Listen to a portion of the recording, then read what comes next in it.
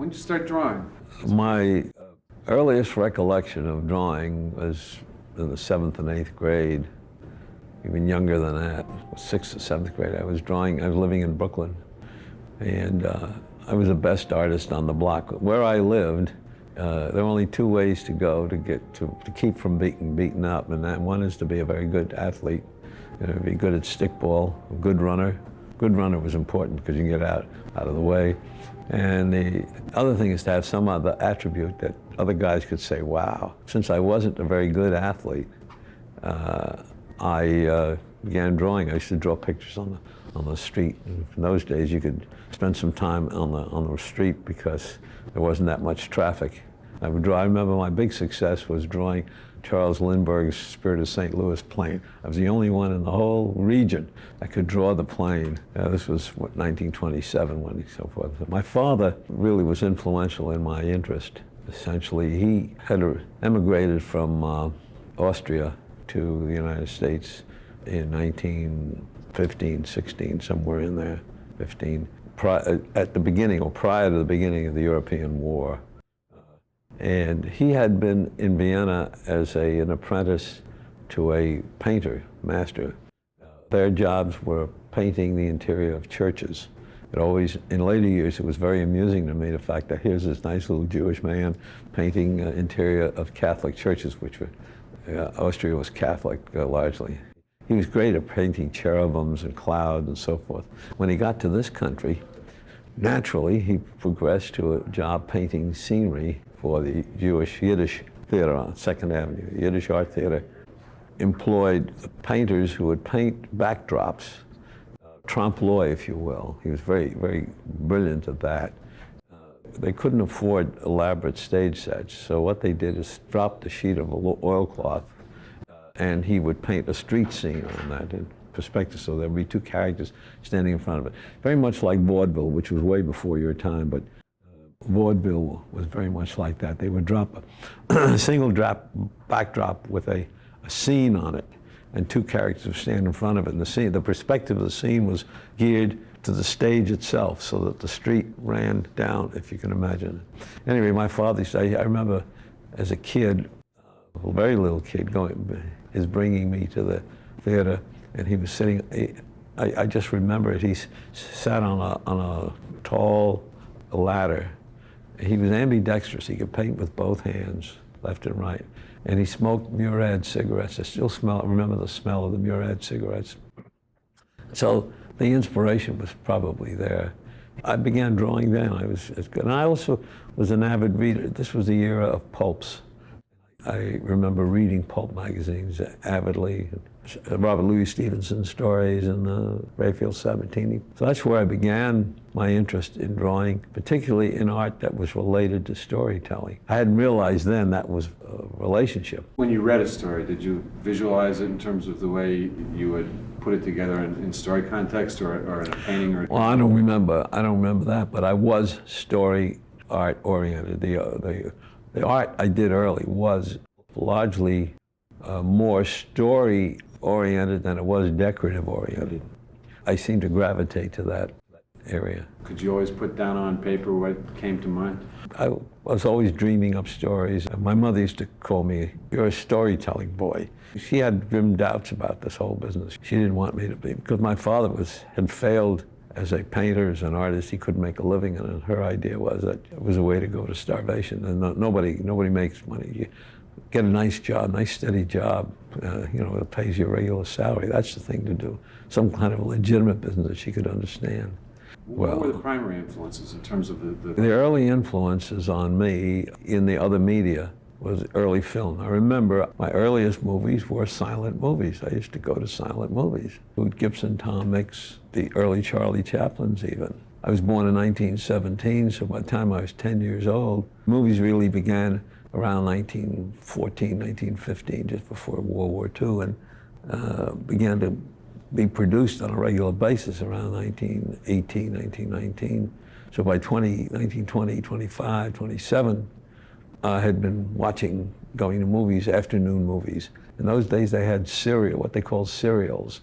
They would take a thing like Black Arrow, and they would run a segment of it every week. It was called a serial. So we'd go there. They broke it up into maybe 15 chapters, and so that we would go there. In those days, you can get into the movies for 10 cents or 15 cents and stay there all afternoon until your mother came and got you, or sent somebody to get you. Well, obviously, all these kind of influences came to bear when you got into the business. Now, there wasn't a business really when you got into the business, was it? Oh, no. I got into the business somewhere around 1936. Daily strips were being used by magazine publishers as a complete stories to make what they called a comic magazine at the time, using comics.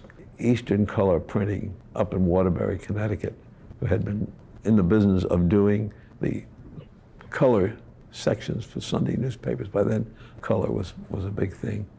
Was beginning to feel the pressure of the Depression, which was still, Depression lasted well into beyond 1932. The stock market crashed in '29, but it continued on. I was in high school at around 1935, 36.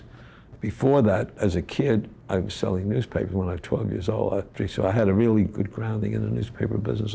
I was very much aware of comic strips, getting back to Eastern Color Printing. So they hit on the idea of trying to keep the presses business, but somebody came up with the idea of taking a tabloid section, half a standard page. The New York Times is a standard paper. Half of the New York Times is like the Daily News, a tabloid. The half of the tabloid, by putting an arm on the folding machine, they could fold the tabloid again in half and come up with a magazine size, very much like Time magazine, or 8.5 by 11 sheet. And they said, well, what do we put in this thing? We could do this thing. Let's see if we could get some extra printing time, because printers really make money on the overtime. They don't make money during the day. That's when the presses run at night on the third shift is where they make their real money. So somebody hit on the idea, and I don't know whether it was Charlie Gaines or somebody, one of the guys who was around, they said, let's take the daily strips, because they had the daily strips, they were running them on, so take the adventure strips, which at that time would complete a story or complete a plot in 6 weeks. Dick Tracy at that time would catch the crook and go on to another adventure. So they took those strips and stacked them up on the page and ran a 64-page magazine with the complete Dick Tracy story. And they called it Famous Funnies. They colored it. The thing sold out immediately. It was an incredible smash. 10 cents a copy, 64 pages in color. Well, of course, that began an industry, because immediately, as it always happens in this country, if you open a store and sell widgets successfully, someone's going to open a store across the street and sell widgets just like you. So they began doing that. At that point, at that moment, I had just lost my job with Hearst. I was working in the New York American, 9 at night till 5 in the morning, doing artwork and writing. And I was at Liberty looking around for something, and I don't know who told me about it, but there was a magazine called Wow, published by a guy named Henley, who was really a shirt manufacturer on 4th Avenue, but he had literary aspirations, and so he took the front of this big loft, made a little office there, hired a guy named Jerry Iger, Sam Iger was called Jerry, who had been working for Max Fleischer, doing little cartoons for Max Fleischer. Made him editor and decided to publish a magazine called Wow, which was really formatted in imitation of the English magazines that combined stories and some pictures and some little adventure cartoons and so forth. And decided to publish this magazine called Wow. I found out about it. I don't remember how. I think it might have been Bob Kane told me about it, because we were high school buddies. We'd see each other from time to very easily because we lived near each other. So anyway, I went up there with my big black portfolio trying to sell some cartoons. There was Iger. I walked in and I cleared my throat and I said, I'd like to show you my work and so forth. The phone rang and he said, just a minute. And he's on the phone, and he's a very kind of volatile little guy, and he was screaming and yelling. And he was a little short guy, somewhat like Danny DeVito, you know. And he hung up and he says, I can't talk to you now. He says, I've got to go uptown. And I said, well, gee, I'd just come downtown all the way from the Bronx to try to sell this, and I wasn't going to let him go. And I followed him down the elevator and out to the street. We're walking up the street, and I said, well, can I show you? He said, well, come with me. He says, after I do what I'm doing, I got to go to the engraving. We got a big crisis. And after we go to up there, he said, maybe I'll look at your work. So we went up to the engraving plant, and the guys were all standing around this big stone table, which engraving plants had in those days. The engraving in those days was done letterpress. The artwork was engraved into a zinc plate, and then from the zinc plate, mattresses were made. And they're standing around arguing about what was happening. And I cleared my throat and I said, excuse me, I said, that's no real problem. What happening was somebody had screwed up on the acid, and the edges of the images, which are engraved onto the metal, had burrs on them, and they were tearing into the mats, making a bad image. So I said, do you have a burnishing tool? Well, one of the guys handed me a burnishing tool, and I corrected it. This one guy said to Iger, he says, who the hell's he? Iger says, he's my production man. And we walked down the street, and Iger said, where the hell did you learn that? I had been working in a print shop for years. Before that, after school, I was cleaning presses, make $3 a week doing that.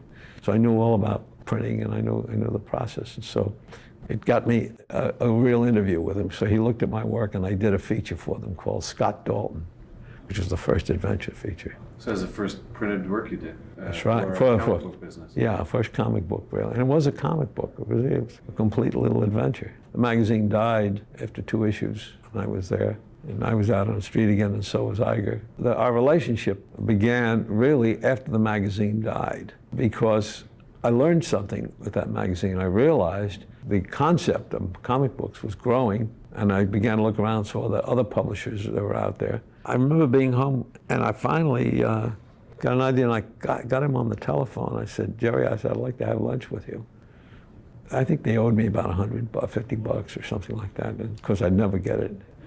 He said, well, he said, I'm looking for another job. I don't know. He said, he had a divorce. He always had women problems. He kept getting married and unmarried and so forth. He said, anyway, we met in a little restaurant, a little beanery on 43rd Street, right behind the building that I ultimately took office on 43rd Street, between 3rd Avenue and 2nd Avenue, right opposite from the Daily News printing plant. And I said, Jerry, look, I said, I think I learned something while with you, that there's going to be a need for original art material, because they're running out of daily strips. There was only maybe 60 daily strips in the country at that time, of which maybe 10 or 15 of them were true adventure strips, Dick Tracy and a couple of other things like that, Terry and the Pirates, and that sort. So I said, there's going to be a need for that, an opportunity for that. And I said, I think we can do it. He said, well, it's going to take a staff and a shop. And I said, well, I'll be the staff. He said, I can't put any money in anything like that. He said, I said, look, I need somebody like you. You're an older man. He was 13 years older than me. And I said, you've been around, and you're a good salesman. He was a good salesman, a hell of a good salesman. I'd never sold anything before then. Here I am, 19, 18, 20 years old, and you're not a salesman in those days. You're so terrified of rejection that you. So he said, well, it's going to need money. I said, I'll put up the money. Well, I had $15 in my total capital. I had just gotten $15 out of a commercial job I'd done for a printer downtown, and I borrowed another $5 from my father. And we're sitting in the restaurant. We agree, since I'm going to put up all the money, my name would be first. It would be Eisner and Iger instead of Iger and Eisner. I said I knew of a place we could rent a room, an office, for about $5 a month. I could guarantee at least 3 months of rent if he could get us some business within 3 months. I said, I'll do all of it. He said, well, finally we shook hands on the deal. We get up to go. The girl brings the check. He's not making a move because I'm the. So I said, I'll pay the check. I said, well, the check came to $1.90, and I had $1.95 in my pocket. It's a nickel left to get up to the Bronx. The subway was a nickel in those days. So I pay the $1.90, and we go out, and outside he says to me, he says, you know, that's not very nice. He says, you didn't leave a tip.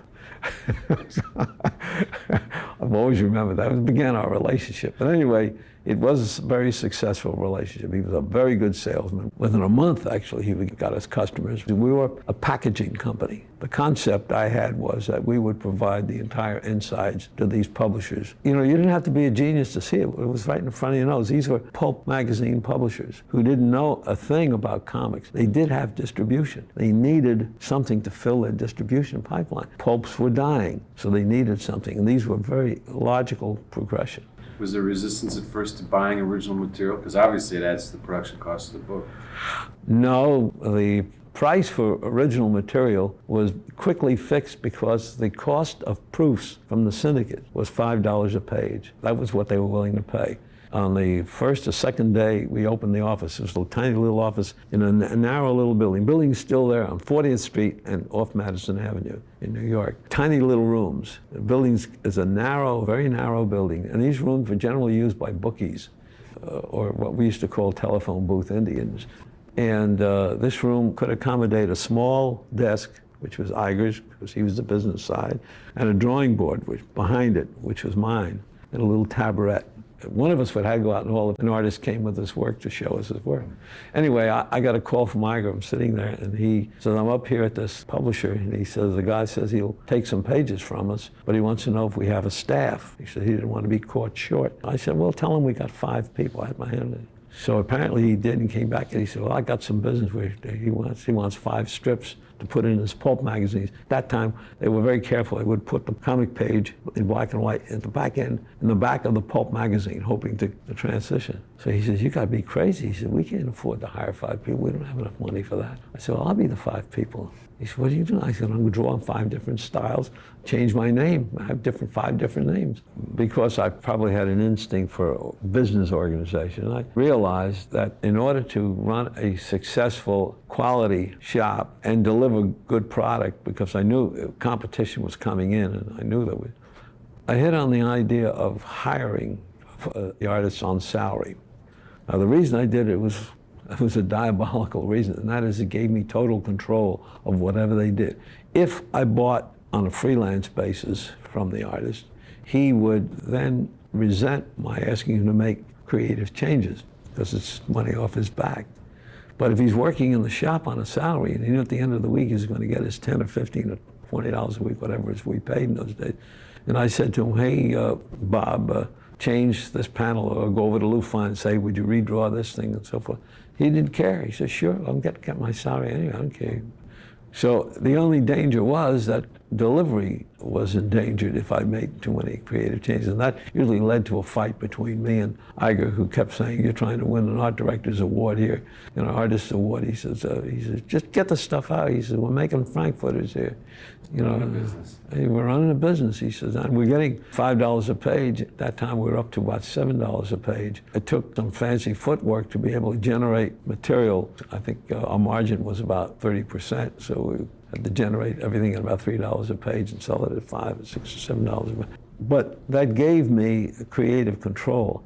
Now, the reason I was able also to sustain it is I was in effect a player manager. I could draw as good as most of the guys in the shop. I was able to cut through the usual excuses that an artist gives you, like I didn't have enough time, or you don't have to do it this way. If I didn't know anything about it, I probably would have accepted it this way. I'd say, oh no, come on, cut that crap out. I know how you can do it. Or sometimes I would sit down and show him how I wanted it done. Lots of time, most of the covers that were turned out at the time were roughed out by me initially, and then they were followed up. It was a good operation. I remember talking with Jack Kirby about it, and Jack said, well, I remember it as a sweatshop. Well, it wasn't really a sweatshop because everybody was very happily working there. We were a studio. The conditions were not sweat conditions. Fairly good, nice office building and so forth. It wasn't entirely collegial, but it was like a trade school. And guys would walk around, get up from the drawing board, go over and look, see what Lufine was doing, go back and sit down at the desk. Everybody learned from each other. I did. Who started the relationship with Arnold? Well, I did. Everett M. Arnold was his name. He was a printing salesman, sold presses, actually, not printing, but sold presses. Apparently, he was selling presses to the Eastern Color Printing Company, which is the company that did the first comic magazines. You realize that this was a good going thing. When you have a success like that, it gets very, very quickly. So he went into the comic magazine business. He started a thing called Quality Comics. He occasionally had bought some material from Eisner and Iger, knew of me. Now, at that moment, the Register and Tribune Syndicate, presided over by a fellow named Henry Martin, had been doing business with Arnold because Arnold was buying daily strips from them to put into his Quality Comics magazine. He had a thing, I think he ran an imitation called Feature Funnies, which was an imitation of Famous Funnies, which was the original, very successful, original comic book, if you will, comic magazine. At that moment, something very interesting was happening in the newspaper business. The Sunday newspapers, which felt that they were family-oriented papers, they were family papers, felt that these new comic magazines were beginning to steal some of their junior or juvenile readers. So they said, we ought to have a comic book too. Very much the same mindset that the newspapers had about TV Guide. Let's have a television section in our paper. So they said, we'd like to get a comic book in our papers. So Henry Martin, the Registered Tribune syndicate, who was syndicating to all these papers, came to Arnold and said, gee, we got to get something like that. So Arnold knew me because I had by then a reputation of delivering with reliability. We were packages again. I found out later that he tried to do it with a fellow named George Brenner, who was working for him, but George was an alcoholic and poor artist, and as a syndicate said, well, this is the kind of quality, we just can't go with anything like this. Arnold said, well, I know somebody. So they invited me to lunch. And I remember having lunch over in a nice posh restaurant. I was very impressed. And they proposed to me that I produce for them, for syndication, a 16-page Sunday comic magazine once a week. Well, it intrigued me because I was dying to get out of the comic book ghetto. I never could write to the 12-year-old cretins that everybody else was writing for. I never really liked it. The literary ambitions that I was harboring was beginning to get bigger and bigger, and this was an opportunity to get an audience of grown-ups, adults, so forth, in the newspaper world. So I agreed to do it, and now the problem was that it was a very massive undertaking to turn out 16 pages a week on a very tight schedule. Newspaper schedules are not like magazine schedules. Train leaves at 8 o'clock in the morning and you've got to be there. It's like radio or television. I couldn't do it under Eisner and Iger because I was running a shop and we would be operating on shop time. Iger and I had a corporation with a stockholder agreement which said that either partner, if they wanted to leave the partnership, had to offer his shares of stock to the remaining partner, which was a way of protecting the partner. It's a standard stockholder agreement, protecting the partner from the company being sold to somebody they didn't want it to be sold to. I was always terrified that Iger would walk out on me because he was always talking about leaving, going on somewhere. He's a volatile guy, and he wanted to go into other businesses or do something else, and he one day threatened to sell the business to Victor Fox, and I said, I just want to be in partners with that guy. So I came to him and I said, I'll sell you my half of the business. I want to go off and do something else. Well, he at the time told me I was crazy because the war was coming on. This was 1939. We knew there was going to be a war sooner or later. I was going on 20 years old. I was sure to be drafted, and if so, that would be the end of my career because the newspaper business is a very strange business. They very often will take a feature and run it for maybe 6 or 8 months, and if it doesn't go, that's it, and you're dead, and so you're out. It was a risky thing to do, but when you're 19 or 20 years old and full of beans and very cocky, you take these chances with it. And I wasn't married, and it was an easy thing to do. So I sold my half of the business to Iger. Along with it were the properties like Hawks of the Sea and Sheena, and those things which I'd created while I was working there. And I went on and I formed a partnership with Busy Arnold and Henry Martin. It was a 3-way partnership in which the properties I created would be mine in the event the partnership dissolved. It would revert to me. I was able to do that because I was in the catbird seat. Remember, they had come to me. So I really became the first cartoonist, comic book artist in the business to own his own property. I had cards and that poker game. I knew by then that they had no place else to go. They were pretty hungry, and also they needed to get this thing done right away. This conversation took place late in the fall, and they had to be in the newspapers by the spring of that year. We actually got out in June. The agreement I had with Iger was that he would let me take out of the shop 3 or 4 guys would come with me. So we kind of held a vote. 3 guys wanted to come with me, fine. Bob Powell and Chuck Mazzuchin agreed to come with me. We opened up a studio in Tudor City, 2 rooms, hired a kid to sweep the floors, a fellow named Joe Kubert. I don't know whatever happened to him. Have you ever seen what happened to Joe Kubert? We did 3 magazines. I undertook to do 3 magazines and a 16-page comic book a week. And when I think about it now, I get tired. Did you get any sleep?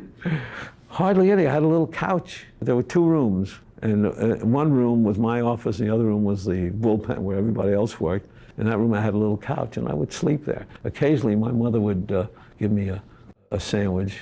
How did you meet a woman under those circumstances? I didn't. As a matter of fact, my social life was pretty bad. Occasionally, somebody would call up and say, "Hey, I need somebody. I got a double date." But no, as a matter of fact, I had very little social life at that time. I remember working. I was really a recluse. It was hard work, and I was really obsessed with what I was doing. I knew that here I am in the big time, and I'm really, this is my big opportunity. Meanwhile, I get a letter from the government saying, "Greetings, we're in a war, and we need some help. Would you come down and help us fight this war?" So I got a 6-month extension because I was in the newspaper business at that time. They gave you a 6-month extension to straighten out your affairs, and I was drafted. There, I got to speak to the owl and talk to the elephant. I found out what girls were for.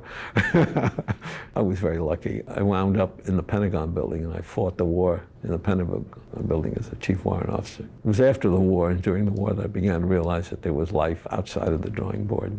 Did it give you perspective in terms of what your story content and what you did in terms of the stories? Yes, my story thrust changed when I got out of the Army. During the war, Lou Fine and Jack Cole and a couple of other guys continued the spirit. It kept going. I got in at 42. I got out at 46, 4 years. I took the spirit over again, but by this time I had matured. One of the things that people forget is that artists and writers grow. This kid, Joe Cuber, that I was telling you about, grew into a very mature and able writer. All the other guys I knew did grow. Some of them went off and became illustrators and actually didn't grow except in their talent, but others matured. One of the reasons why I never wanted to do a daily strip. I did one for a short time because in the daily strip business, you don't grow, you don't change, you don't modify. You stay, be what you were when they first took on your strip. Look at some of the daily strips, and you'll see things like Snuffy Smith and Blondie are pretty much the same as they were when they began. And the reason for that is that the newspapers don't want them to be anything different. If they wanted something different, I'm more sure they'd get somebody else. At any rate, I came back, and the stories I did in the spirit then were much more mature, much more relevant to life, in a way experimental. They weren't as turgid as the stuff I did before, although a lot of people tell me that they like the pre-war spirits, the ones I did before I went in. They were probably much more imaginative, probably a little bit more daring in their approach because I was probing, trying to break the envelope. I wasn't dealing about a life, what I knew about life. When I got out, by the time I got out of the Army, I knew about life and living. I knew about people. I knew the kind of dynamics that motivate people and move people back and forth. So I also found other areas for the use of comics, but then I realized and I knew that this medium is a magnificently viable teaching tool. I sold the idea to the military while I was in the Army, the use of comics as a teaching tool, created a magazine, and Army Motors, created a character called Joe Dope. So when I got out of the Army, by then I had a number of contacts that I had established with people like General Motors and U.S. Steel and the major corporations, and so I began getting calls on to use comics as an instructional vehicle in the industrial plants. I had done it in the military. So that opened up a whole new avenue for me. Did the war and its effect and the way the nation changed in terms of the way, because there was a post-war change as to the way the difference of, between the Depression and the war, which kind of re-stimulated the country in an economic sense overall, and then there was kind of like, if you will, a postpartum blues kind of at the end of the war.